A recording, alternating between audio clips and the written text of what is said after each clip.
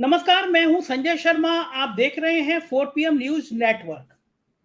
मध्य प्रदेश में क्या हुआ, ये इस पे हम बहुत सारी बातें कर चुके हैं।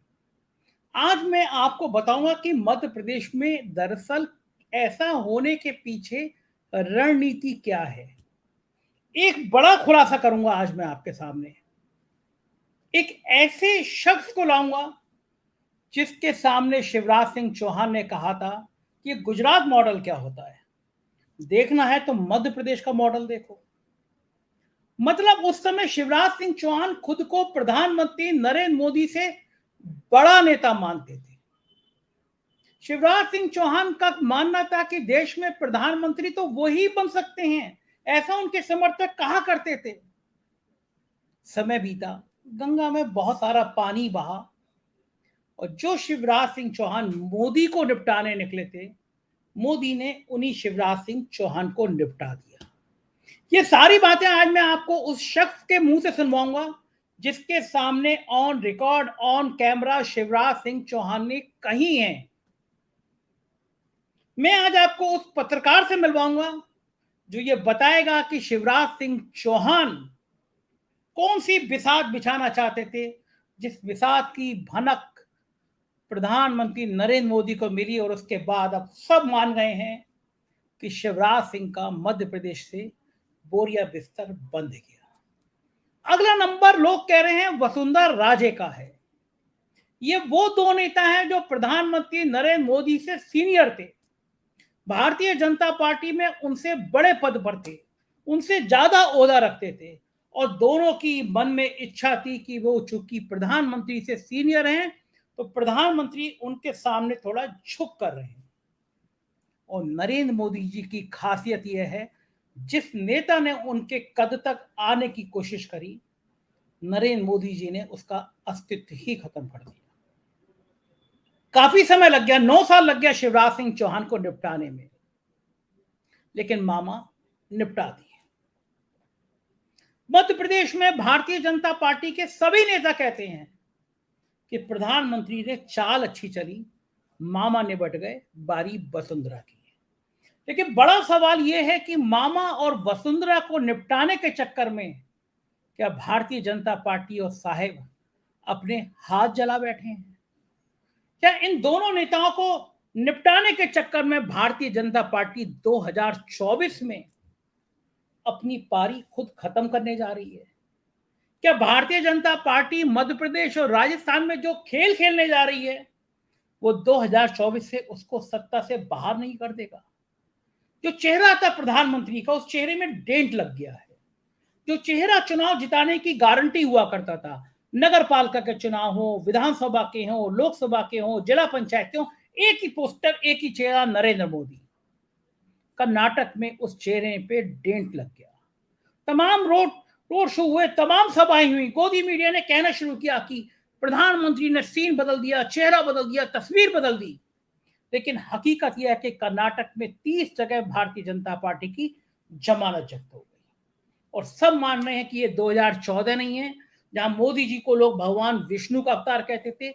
ये 2019 भी नहीं है जहां पुलवामा के बाद उनको नायक के रूप में स्थापित किया गया। अब उस चेहरे पर डेंट पड़ गए हैं। लोग सवाल पूछ रहे हैं, 15 लाख रुपए खाते में नहीं आए, हर साल 2 करोड़ लोगों को रोजगार नहीं मिला, सबको मकान नहीं मिला। इन झूठे बातों का हम करें तो करें क्या? तो चलता हूं आज मैं आपको उस पत्रकार के पास जिसको देश ही नहीं दुनिया में जिसकी पत्रकारिता के चर्चे हैं, अज्ञान प्रकाश, एक जाना माना चेहरा, टीवी चैनल पे चमकता हुआ चेहरा। आज उनसे बात करेंगे और समझने की कोशिश करेंगे शिवराज सिंह चौहान की राजनीति क्या है और मोदी ने शिवराज सिंह चौहान के साथ करने की कोशिश क्या की। चलते हैं अज्ञान प्रकाश के पास। अज्ञान जी, स्वागत है आपका 4 PM में। और खास तौर से मैं देश की राजनीति के बारे में आपसे बात करना चाहता हूं क्योंकि आप देश के उन चंद पत्रकारों में से हैं जिन्होंने सालों तक देश की राजनीति को बहुत करीब से देखा है, बल्कि दुनिया की राजनीति को बहुत करीब से देखा है। इस समय बहुत चर्चा है मध्य प्रदेश के चुनावों की। प्रधानमंत्री जी ने अप्रत्याशित रूप से जिस तरह 3 केंद्रीय मंत्री, 7 सांसदों को मध्य प्रदेश में उतार दिया, उससे ये मैसेज जा रहा है कि शायद बीजेपी ने नैतिक रूप से अपनी हार स्वीकार कर ली है। वरना कभी आपने सुना कि 3 सेंट्रल मिनिस्टर, 7 MP को राज्यों में चुनाव, विधायकी का चुनाव लड़ने के लिए उतार दिया जाए। क्या सीन देखते हैं, क्यों ऐसा कर रही है बीजेपी? देखिए, इसमें तो कोई दो राय नहीं है कि बीजेपी वहां कई हिस्सों में बटी हुई है, और जो सेंट्रल लीडरशिप है that's well aware of that. उसको बहुत अच्छे तरह से पता है कि ये कोई यूनिफाइड बीजेपी नहीं है। ज्योतिरादित्य सिंधिया के आने के बाद से ही बीजेपी में फाड़ शुरू हो गई थी, और ये बात भी बहुत सच है कि कुछ उसके जो पुराने नेता है जो शिवराज सिंह चौहान के साथ रहे हुए हैं, कैलाश विजयवर्गीय उदाहरण के तौर पे, जो अमित शाह के बहुत करीबी है, उन्होंने शिवराज को व्यापा में बचाने में बहुत बड़ी भूमिका अदा की थी। तो ये सारे अलग अलग खेमे बटे हुए हैं। अब इसमें क्या है कि मैं आपको बड़ी दो इंटरेस्टिंग चीजें बताता हूँ मध्य प्रदेश के बारे में।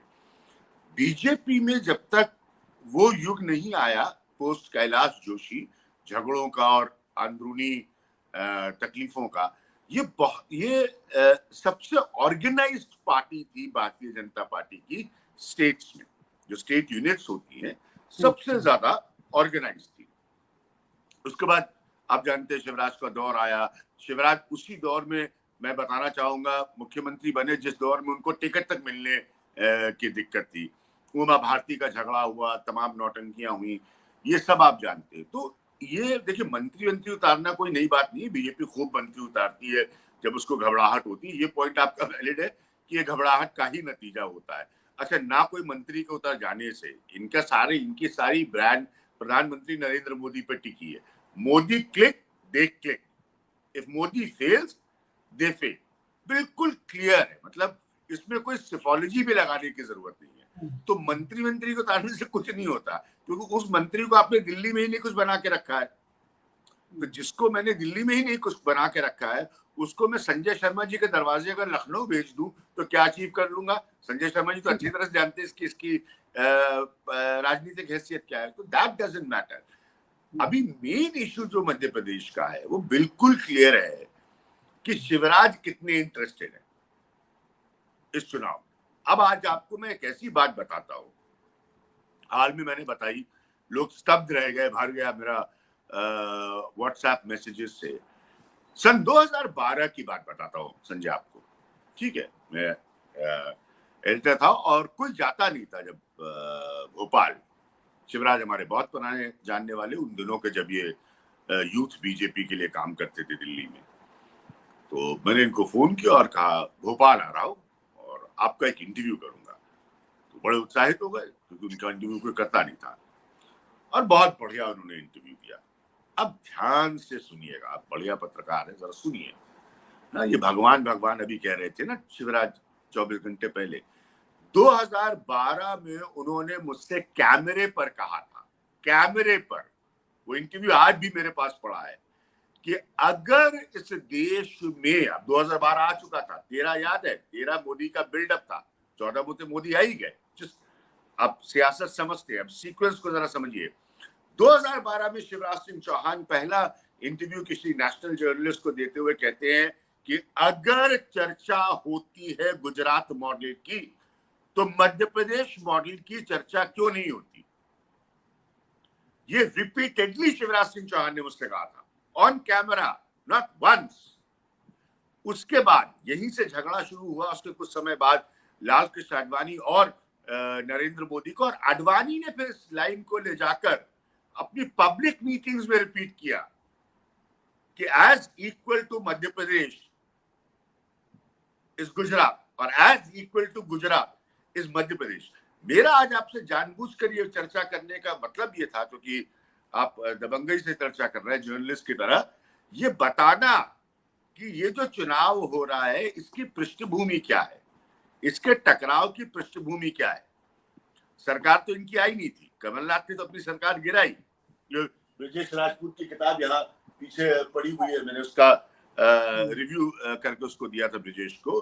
तो गवर्नमेंट इनकी नहीं आई थी, डोंट मेक दैट मिस्टेक, ठीक है? इन्होंने तोड़ फोड़ करके कमलनाथ की गिरा के अपनी बनाई। और क्यों बनाई? क्योंकि ज्योतिरादित्य सिंधिया ने इंश्योर किया कि आपकी बने। बट जो कटुता की तस्वीर है ये तब की है क्योंकि सीनियरिटी के मामले में अब ये नेचुरल होता है, स्वाभाविक होता है, ये गलत नहीं है। वसुंधरा से लेकर शिवराज तक अपने आप को, अच्छा उन्होंने मोदी के दिन दिल्ली में भी देखे मैंने भी देखे, जो भी लोग पत्रकार रहे दिल्ली में सबने देखे, तो वो कंपैटिबिलिटी नहीं आ पाती। ठीक, बिल्कुल ठीक कह रहे हैं मानेंगे। तो अभिज्ञान जी, इस लाइन का मतलब ये है, अगर बिल्कुल शॉर्ट में कहा जाए, शिवराज मोदी को निपटाना चाहते थे और मोदी ने शिवराज को निपटा दिया, नाम ही नहीं ले रहा कोई कि दोबारा सीएम बन सकते हैं। हाँ बिल्कुल सही। आज की स्थिति में शिवराज सिंह चौहान, मैं सीआईआई के कॉन्फ्रेंस में बोलने गया था और एक शूट चल रहा था उसके ठीक बाद, तो मैं थोड़ा लेट पहुंचा, डेलीगेशन उनको मिलने गया था चीफ मिनिस्टर को। शिवराज पुराने जानने वाले हैं, तो मैंने उनको फोन करके कहा कि नहीं मैं थोड़ी देर में आऊंगा। तो फिर स्वाभाविक है, आप और हम मिलेंगे तो बैठेंगे, गपशप होगी, थोड़ी देर बाद डेलीगेशन सीआईआई का जा चुका था। तो उसी समय से ये मुझे आभास होने लगा था कि इनका संकेत स्पष्ट है, कुछ भी हो ये नहीं है। ठीक है, इमेज का भी सवाल है, मोदी पब्लिक लाइफ में बहुत कॉन्शियस है करप्शन की इमेज को लेकर। विपक्ष हालांकि उनको ऊपर बहुत गंभीर आरोप लगाता है, लेकिन पब्लिक लाइफ में वो अपनी तरफ से ये दर्शाते हैं कि वो सुपर क्लीन है, सब कुछ साफ है वो। तो ये सारी चीजें ऐसी हैं जो शिवराज को आज की स्थिति में कंफर्टेबल नहीं करती। ठीक है, दूसरा उनको ये भी पता है कि अगर मध्य प्रदेश में आंकड़ों के आधार पर, जैसे आपने पिछली बार तोड़ फोड़ करके सरकार बनाई, दोबारा ऐसा कुछ करने की जरूरत पड़ती है, तो संजय कोई कंपल्शन नहीं है, कोई दबाव नहीं है कि आप शिवराज को ही बनाएं। ठीक बात है। तो 5-5 6-6 नाम आ गए हैं जो मुख्यमंत्री के उम्मीदवार हो सकते हैं, थोक में हो गए अब तो। लेकिन अभिज्ञान जी मुझे बताइए, ये बात सिर्फ मध्य प्रदेश तक नहीं रुक रही है। मोदी जी से सीनियर आपने 2 लोगों का नाम लिए कि शिवराज सिंह चौहान और वसुंधरा राजे।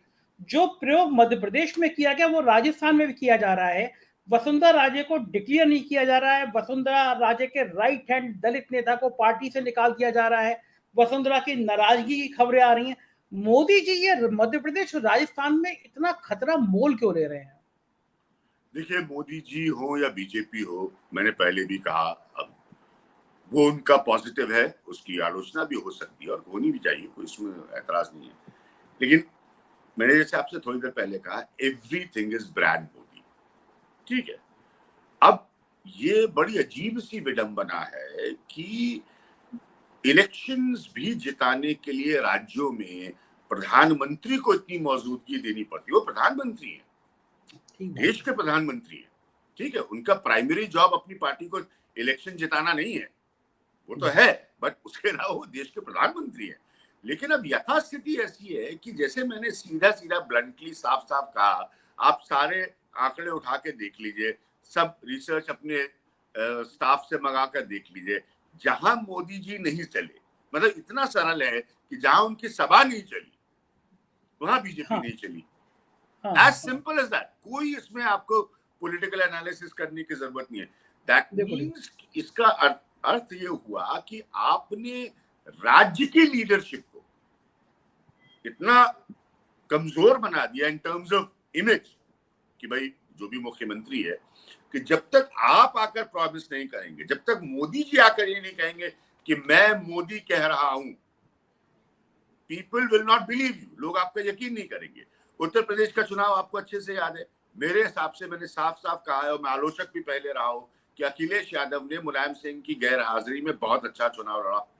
राइट, शुरुआत के दौर में योगी आदित्यनाथ की स्थिति बहुत गड़बड़ हो गई थी, फिर मोदी अराइव और ये चुनाव उत्तर प्रदेश का पलटा और बदला बीजेपी के हक में, और बीजेपी को जीत मिली। तो इसीलिए अब बीजेपी ये सोचती है कि जब राष्ट्र का भी चुनाव उन्हीं को जिताना है और राज्य का भी चुनाव उन्हीं को जिताना है, तो फिर आदमी भी तो उन्हीं का बैठेगा ना। ठीक बात है। और अगर कोई ऐसा नेता है जो उनसे नहीं पट पा रही, उनकी ये प्रॉब्लम हो रही है, जैसे वसुंधरा है या मान लीजिए शिवराज का इतिहास कुछ उस, अब आज वो भगवान बोल रहे हैं, लेकिन अभी मैंने आपको सच्चाई बताई ना कि 2012 में वो टेलीविजन कैमरे पे क्या बोल रहे थे। तो अगर ऐसी सिचुएशन है तो अटक जाती है।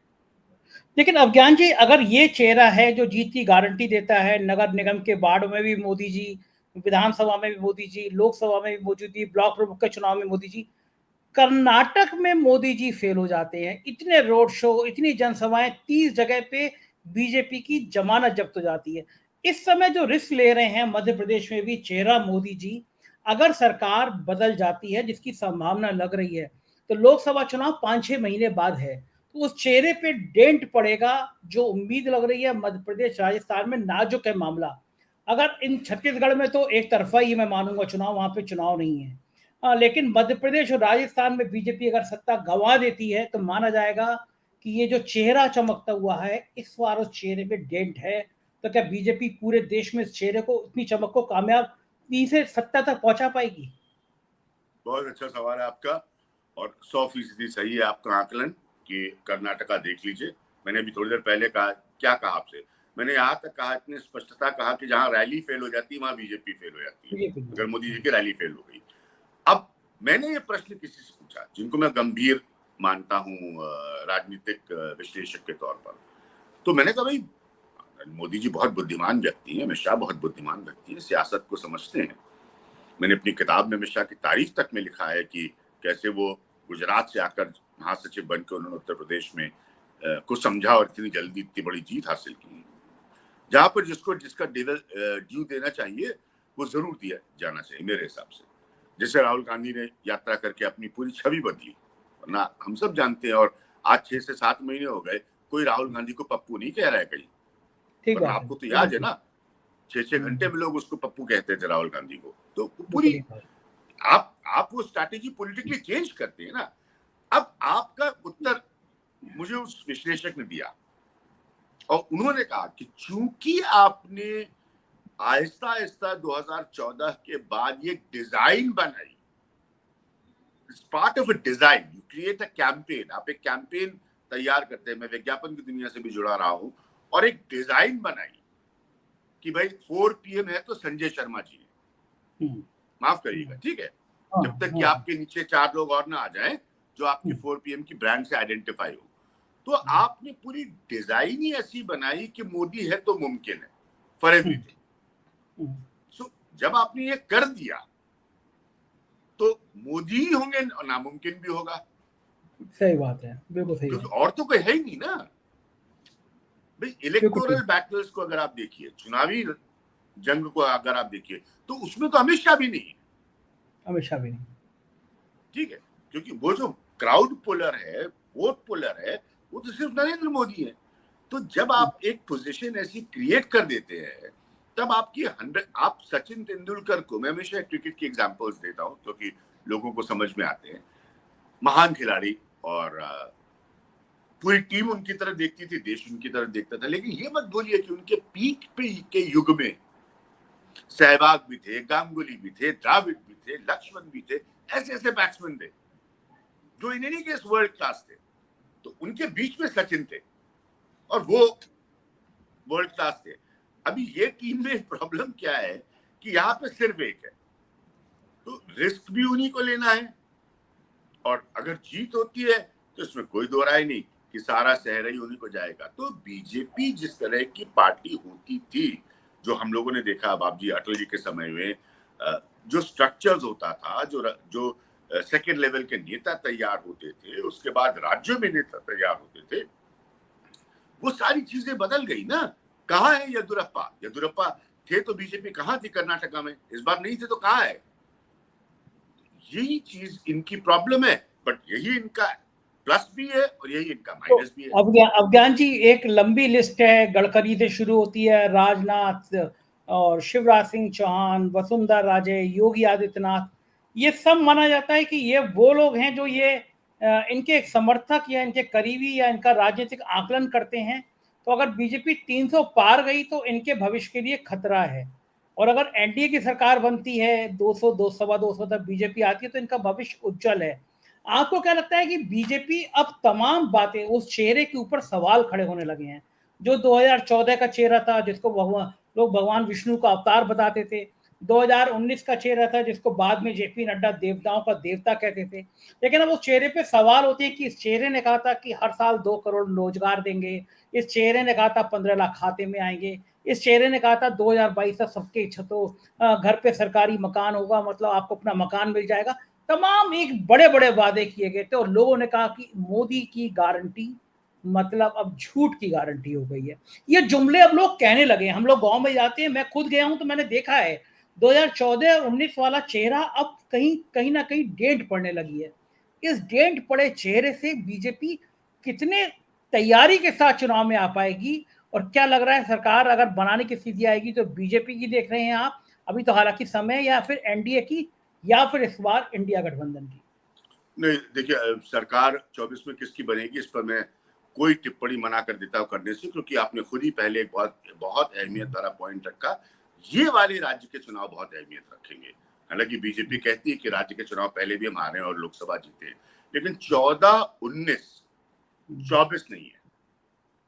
वो दोनों चुनाव बिल्कुल अलग थे, ये चुनाव बिल्कुल अलग है।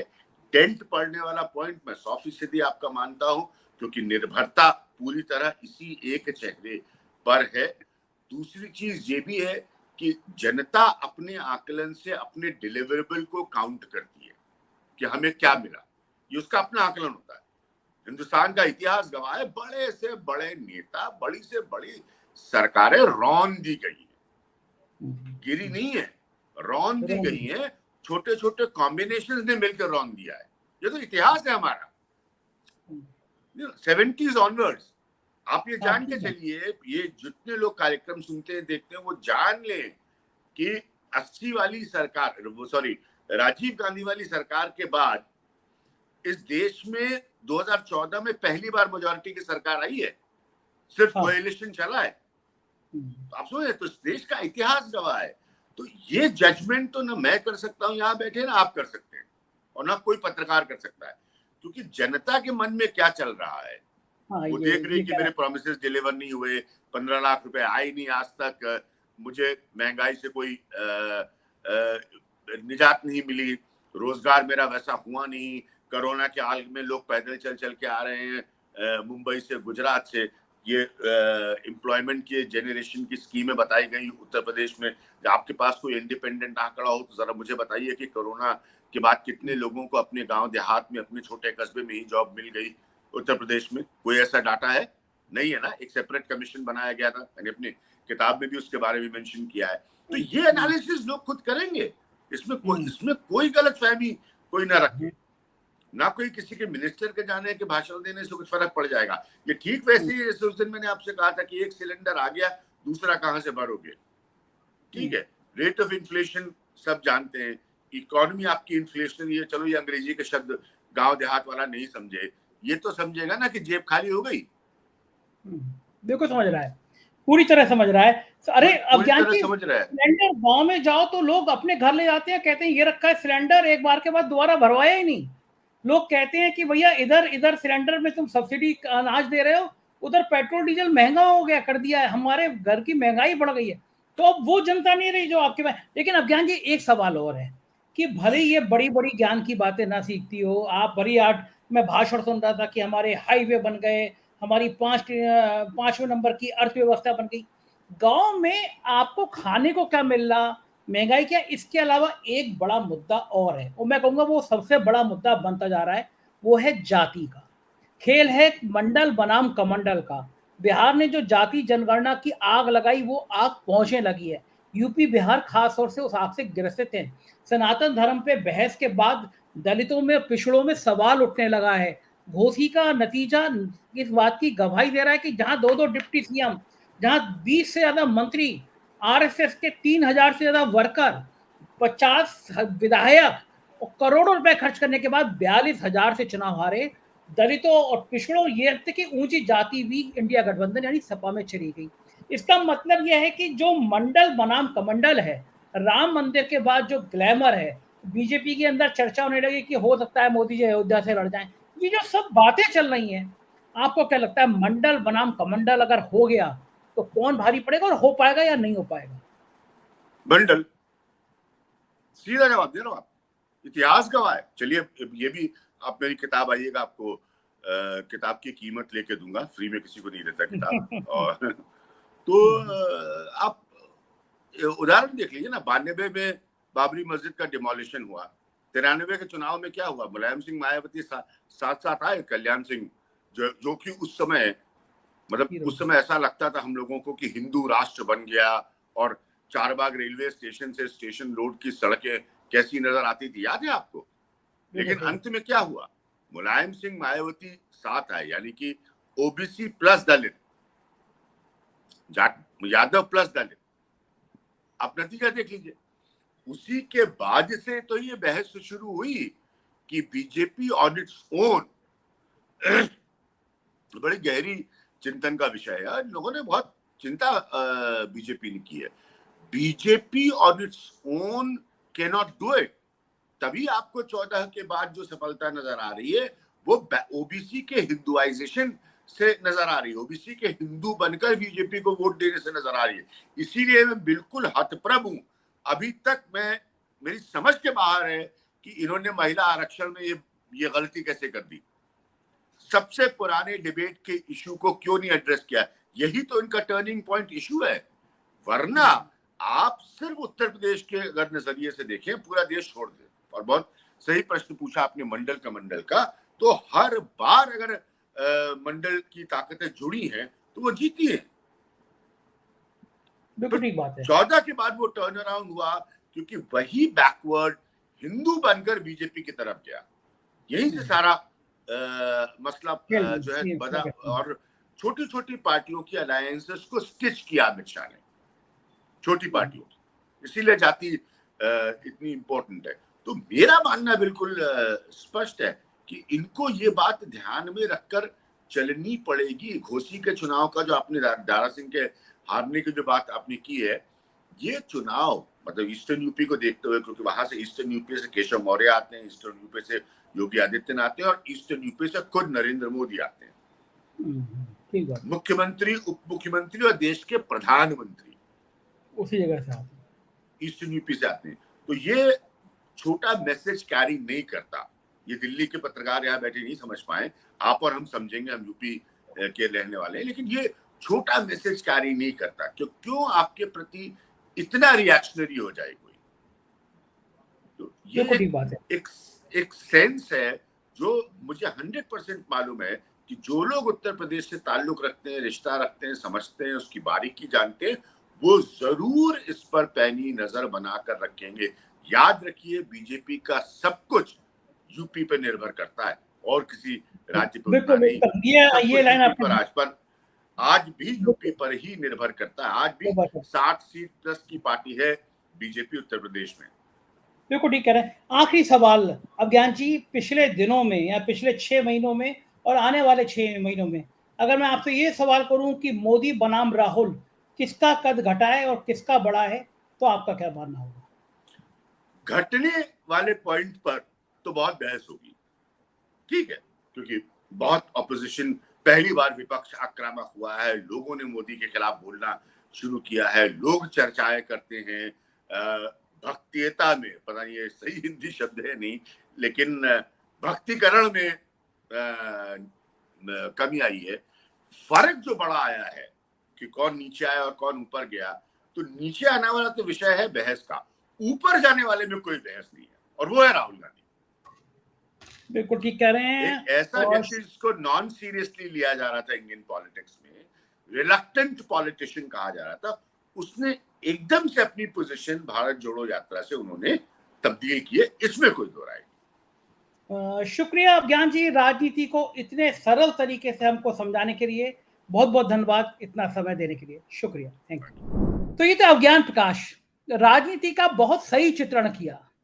आप क्या सहमत हैं? ऐसा हो सकता है, जाहिर है कि अब उत्तर प्रदेश, बिहार जैसे राज्यों में मंडल बनाम कमंडल की लड़ाई तेज हो रही है। जातियां अपना अधिकार मांग रही हैं, जातियां अपने हक मांग रही हैं, और जाहिर है 2024 में ये हक मांगते मांगते कहीं जातियां बगावत ना कर दें। अपनी राय से अवगत कराइएगा। ये वीडियो कैसा लगा, इसके नीचे ज्वाइन बटन है, 4 PM को ज्वाइन करिएगा, सब्सक्राइब करिएगा। हमारे राज्यों के चैनल है 4 PM यूपी, बिहार, गुजरात, महाराष्ट्र, कर्नाटक, उन्हें भी सब्सक्राइब करिएगा। शुक्रिया, थैंक यू।